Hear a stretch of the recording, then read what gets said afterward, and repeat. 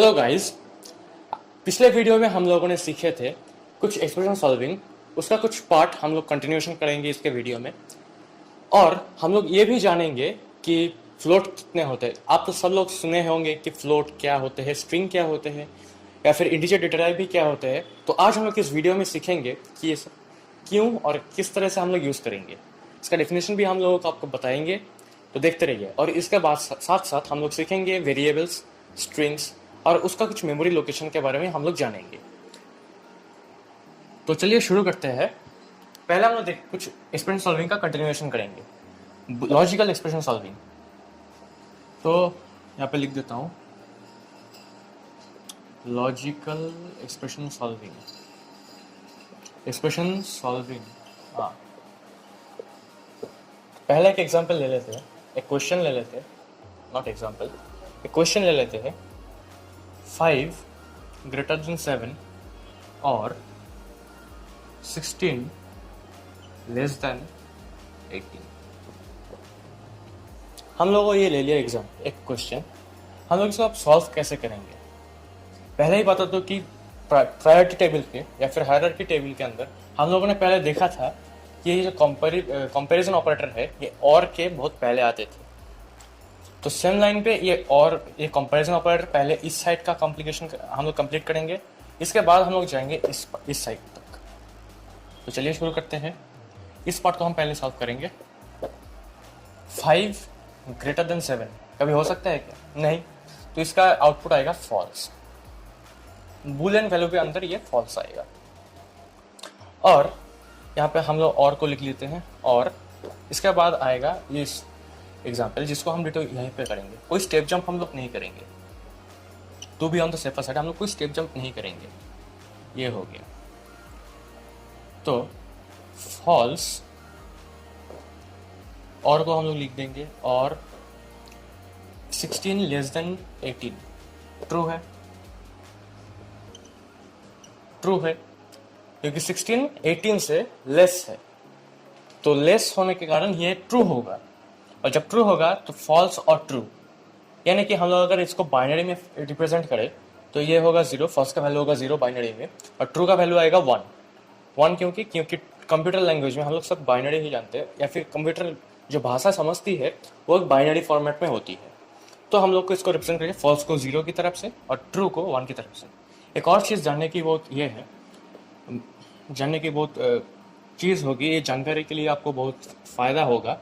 पहले हम देंगे फॉल्स और इसके बाद हम देंगे ट्रू। जब यह फॉल्स रिटर्न करेगा तो इसका वैल्यू होगा 0, यानी कि फिजिक्स की लैंग्वेज में 0 वोल्ट्स। इसका अब हम लोग इसको ट्रू लिखें। जब इसका किसी और का बूलियन वैल्यू अगर ट्रू आए तो हम लोग यहाँ पे लिखेंगे 1। इसका वैल्यू कितना? +5 वोल्ट्स, जो कि हम लोग कुछ फिजिक्स में हम लोग पढ़ कर आए थे। तो यही एक आइडिया एग्जीक्यूशन होगा। तो यहाँ पे फॉल्स है और ट्रू है। तो अगर 0 और 1 लॉजिक गेट के मुताबिक हम लोग अगर इस और का लॉजिक गेट को ड्रॉ करें तो इधर इस लाइन से आके इस लाइन पे जाएगा, या फिर इस लाइन से आके इस लाइन पे आएगा। ये पावर सोर्स से कनेक्टेड है और ये है हमारा बल्ब। अगर मैं यहाँ पे ओपन सर्किट लगवा दूँ तो क्या करंट इसमें नहीं जाएगी, पर इससे जाएगी, तो ये बल्ब ग्रो करेगा। अगर ये जॉइंट है और ये ब्रेक्ड है तब भी लाइन जाएगा। तो ये है और का लॉजिक गेट्स का कुछ एक्सप्रेशन। तो इसका मतलब अगर जब ये बल्ब जलेगा तब 1 होगा, जब नहीं चलेगा तब ये 0 होगा। फिलहाल अभी इस एक्सपेरिमेंट में ये जल रहा है, तो यहाँ पे लॉजिक ट्रू है, तो इसका फाइनल आंसर आएगा, इस दोनों का फाइनल आंसर यहाँ पे आएगा ट्रू। ये थे एक पहला क्वेश्चन, जो कि हम लोग इससे समझ गए कि बूलियन को किस तरह से हम लोग हैंडल करेंगे। या फिर कुछ रिलेशनल ऑपरेटर और लॉजिकल ऑपरेटर के क्वेश्चन अगर हम लोगों को कोई एग्जाम पे या फिर स्कूल पे हम लोग को पूछे कि ये भाई कैसे होगा, कि फिर ये भाई कैसे करेंगे, ये तो मुझे बता दे, तो आप लोग सिंपल इसको फॉलो करें, इसका लॉजिक या फिर इसका कॉन्सेप्ट को समझ के आप एक्सप्लेन कीजिए। इसके बाद हम लोग एक और देखेंगे, नॉट ऑपरेटर यूज करके हम लोग देखेंगे आप लोगों को ये तो समझ आ गया होगा कि ये कैसे काम करता है, ये 5 बोल्ट्स क्यों होते हैं, क्योंकि हम लोग कुछ चैप्टर्स में हम लोग फिजिक्स में पढ़े थे। अब एक अगला देखेंगे, अगला क्वेश्चन एक्सप्रेशन सॉल्विंग जो कि लॉजिकल के अंदर, वो है 15 less than 7 and 16 greater than 20। हाँ, इसका क्या नोट लगवा दो। अब इसको सॉल्व करते हैं। 15 लेस देन 7 कहीं पॉसिबल है? नहीं, तो हम लोग यहाँ पे सिंपली लिख देंगे फॉल्स। हम लोग यहाँ पे फॉल्स लिख देंगे। फिर इसके बाद जो लाइन आएगा, बिना किसी स्टेप जंप किए हम लोग इसको डिटो लिख देंगे, एंड नॉट 16 ग्रेटर देन 20। फिर हम लोग सेकंड लाइन पे आएंगे एग्जीक्यूशन के, फॉल्स लिख देंगे, एंड भी लिख देंगे। बस हम लोग इस पार्ट को हम लोग पहले सॉल्व करेंगे, क्योंकि ये रिलेशनल ऑपरेटर है, या नॉट रिलेशनल, ये कंपैरिजन ऑपरेटर है। तो कंपैरिजन का ऑपरेटर इस not operator, logical not operator के पहले आता है प्रेसिडेंस टेबल पे। तो पहले ये प्रायोरिटी पाएगा, इसके बाद ये आएगा। तो हम लोग लिखेंगे नॉट फॉल्स, क्योंकि ये फॉल्स है, 16 ग्रेटर देन 20 कभी हो ही नहीं सकते, इम्पॉसिबल है, तो ये फॉल्स आएगा। अब यहाँ पे लिखेंगे फॉल्स एंड नॉट फॉल्स का क्या होगा। अब हम लोग नॉट का एग्जीक्यूशन करेंगे। नॉट फॉल्स का क्या आएगा? ट्रू आएगा, क्योंकि अगर नहीं फॉल्स आया तो ट्रू है, अगर नहीं ट्रू आया तो फॉल्स है, ऐसा ही होगा, तो ट्रू है। अब इस एंड गेट का एक एक्सप्रेशन आपको मैं दिखाता हूं। इधर ये मेन लाइन है, यहाँ पे बल्ब लगी हुई है,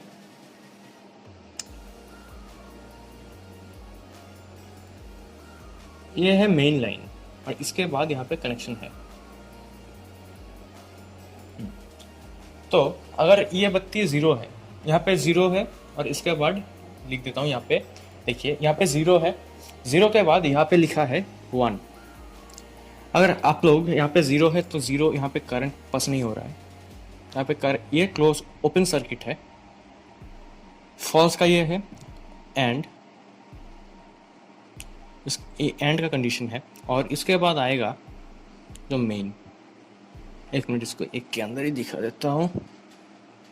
इसके बाद आएगा ये, इसके बाद ये डायरेक्टली कनेक्टेड है, इसके अंदर एक ऑपरेटर का साइन दिया जाता है। हाँ, ये डायरेक्टली, ये क्लोज्ड है, ये ओपन है, तो क्या कभी लाइन जा सकता है? क्या नहीं जा सकता, क्योंकि ये फॉल्स है। इसका करंट फ्लो होगा 0, ऐसा करंट फ्लो होगा 1। तो अगर यहाँ पे 1 है, लेकिन ये जो वायर है ये मेन के साथ कनेक्टेड है, तो अगर यहाँ पे ब्रेक आ गया तो ये करंट फ्लो होगा, बल्ब जलेगा? नहीं जलेगा, तो इसका बल्ब का वैल्यू आएगा 0। तो अल्टीमेटली इस टोटल का एक्सप्रेशन का वैल्यू आएगा 0, यानी कि फॉल्स। इस टोटल का वैल्यू का फाइनल आंसर कितना आएगा? फॉल्स आएगा। मेरे हिसाब से आप सब लोग इस क्वेश्चन को कैसे सॉल्व करेंगे आप लोग समझ गए होंगे। मूव करते हैं अगले पार्ट पे। अब हम लोग सीखेंगे वेरिएबल्स के बारे में। मेरे हिसाब से आप लोग ये लॉजिकल का एक्सप्रेशन सॉल्विंग आप समझ गए होंगे। अब हम लोग सीखेंगे वेरिएबल्स के बारे में। अब हम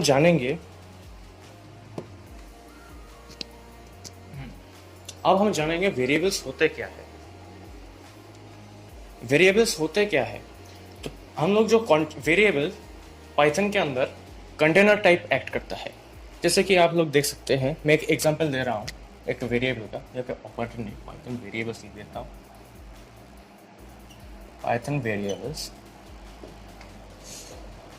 पाइथन के अंदर अगर हम लोग एक लिखे, ए नाम का एक ऑपरेटर हम लोग एक वेरिएबल क्रिएट किए, उसके अंदर हम लोग लिखे एक स्ट्रिंग जिसका है दिस इज आ टेक्स्ट। ये हमने लिखा इस वेरिएबल के अंदर।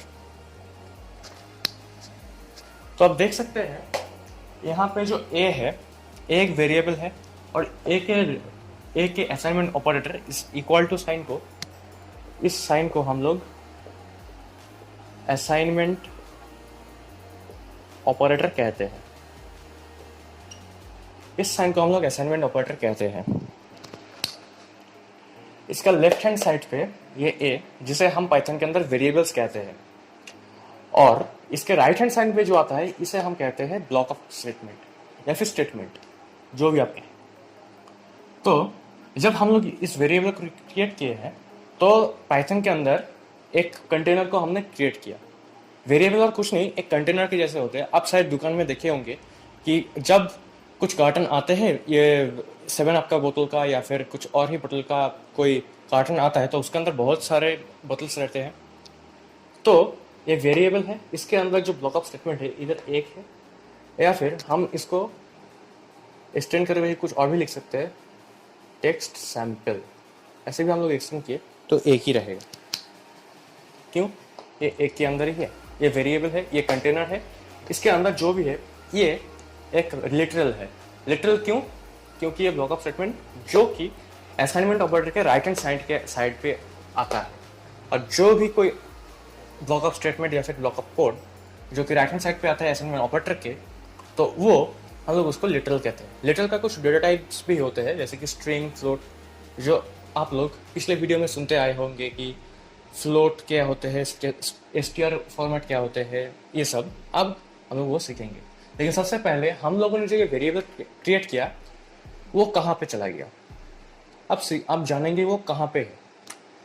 जब हम लोग एक वेरिएबल क्रिएट करते हैं तो वो आपके अंदर का रैम, आपके सिस्टम का रैम है, उसके एक मेमोरी लोकेशन पे स्टोर हो जाता है। स्टोर यानी जब भी हम किसी दूसरा वेरिएबल क्रिएट किए, जैसे कि बी, और इसको हम लोग ए लिखे, जब हम लोग इसको लिखे एक नया मेमोरी एड्रेस पे इसका कंटेनर बन के स्टोर हो गया। और हम लोग इसको एक्सेस कैसे करेंगे? हम लोग ऐसे करेंगे, c equals to id of a variable. id एक ऐसा फंक्शन है जो मेमोरी लोकेशन को रिटर्न करता है, और जब हम लोग प्रिंट c करेंगे तो इसका आउटपुट कुछ इस तरह से आएगा, 1 2 9 3 7 0 8 6 9 6 ऐसा आएगा। तो कुछ इस तरह से मेमोरी लोकेशन आपका आएगा। अगर आप लोग ये पाइथन का सी शेल में या फिर इंटरेक्टिव विंडो में रन कर रहे हैं तो इसका आउटपुट कुछ शायद हेक्साडेसिमल फॉर्मेट में आ सकते हैं। जब अगर किसी और एक्सटर्नल टेक्स्ट एडिटर को आप लोग यूज़ कर रहे हैं, जैसे कि पाइचार्म है, VS कोड है, उसके अंदर कुछ इस तरह सा जो मैंने यहाँ पे लिखा है इस तरह सा आउटपुट आएगा।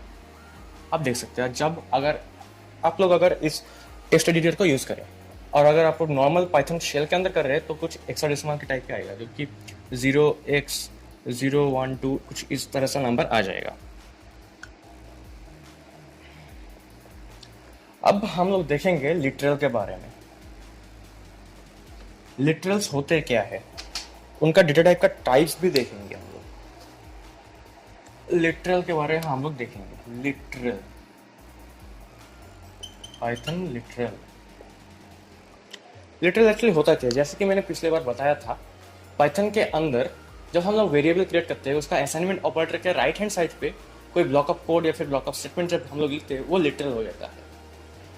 अब लिटरल कुछ इस तरह भी होगा, जैसे कि a इक्वल टू 8 लिख दिया, तो इसका जब हम लोग इसका एग्जीक्यूट करेंगे कि प्रिंट टाइप फंक्शन को यूज करके, टाइप फंक्शन को यूज करके हम लोग लिखते हैं a, तो ये इसका टाइप बता देगा, ये कौन सी डेटा टाइप का है ये हमको बता देगा इस टाइप फंक्शन को यूज करके। जब इसका आउटपुट चलेगा तो ये हमको दिखाएगा कुछ इस तरह सा, क्लास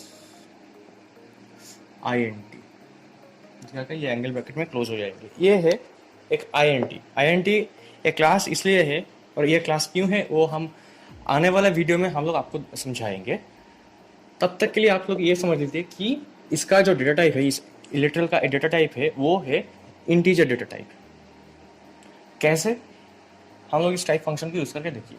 अब जब हम लोग डेटा टाइप की बात कर रहे हैं तो अब हम लोग सीखेंगे कि डेटा टाइप कितने टाइप के होते हैं। कुछ इस तरह से होंगे। पहले आता है numeric data type, numeric as in int, फिर आता है फ्लोट, फिर आता है कॉम्प्लेक्स। ये है न्यूमेरिक डेटा टाइप्स। इसके बाद आता है सीक्वेंस डेटा टाइप्स, जैसे कि आता है लिस्ट, टपल। ये सेट के बारे में हम जब देखेंगे, सेट डेटा टाइप के बारे में लिख देता हूँ, types of data types in Python, data types in Python. Set का कोई डेटा टाइप्स है, जैसे कि सेट ये है, और एक है जैसे कि मैपिंग डेटा टाइप, जो कि है dict. For text data type के वजह से हम लोग देख सकते हैं str है, ये है टेक्स्ट डेटा टाइप के लिए str है, फ्लोट, लिस्ट, टपल। ये है types of data types that are available in Python. तो पहला जो आता है न्यूमेरिक के अंदर इंट का मतलब होता है इंटीजर डेटा टाइप। इसके बाद आता है फ्लोट, पैरेंथेसिस लगाना भूल गया, फ्लोट डेटा टाइप। और इसके बाद आता है कॉम्प्लेक्स यानी हम लोग क्लास 10 में पढ़े हुए हैं कॉम्प्लेक्स नंबर कैसे होते हैं, a प्लस बी आई या फिर बी जे के जैसे। इसके एग्जांपल है कॉम्प्लेक्स नंबर का एग्जांपल ऐसे ले ले, पाइथन के अंदर कैसे आता है। तो 7 प्लस बी जे, मैथमेटिक्स से हम लोग आई पाए थे कि आप यहाँ पे आप जे भी यूज़ करते हैं, क्योंकि ये फंक्शन हमको रिटर्न करेगा जे फॉर्मेट में। तो ये जो एग्जांपल है, ये कॉम्प्लेक्स नंबर का एग्जांपल जो कि पाइथन के अंदर हम लोग करेंगे, और एग्जीक्यूशन करने के बाद हम लोग ये एग्जांपल लिख सकते हैं।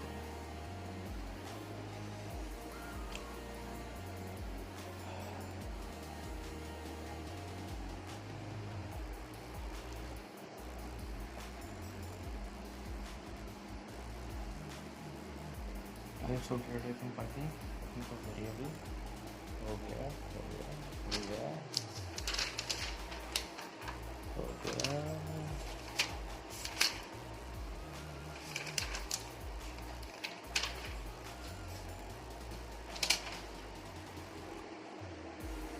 हाँ, अगले वीडियो में आज हम लोग ये सीखा कि लिटरल क्या होते हैं, वेरिएबल क्या होते हैं, और कुछ एक्सप्रेशन सॉल्विंग ही किए। उसका मेमोरी लोकेशन के बारे में जाना कि एक वेरिएबल कहाँ पे स्टोर होते हैं, उसका मेमोरी लोकेशन क्या है, मेमोरी एड्रेस क्या है, रैम क्या होती है, रैम के अंदर क्या कितने सारे प्रोसेस होते हैं, वो हम लोग आज जाने।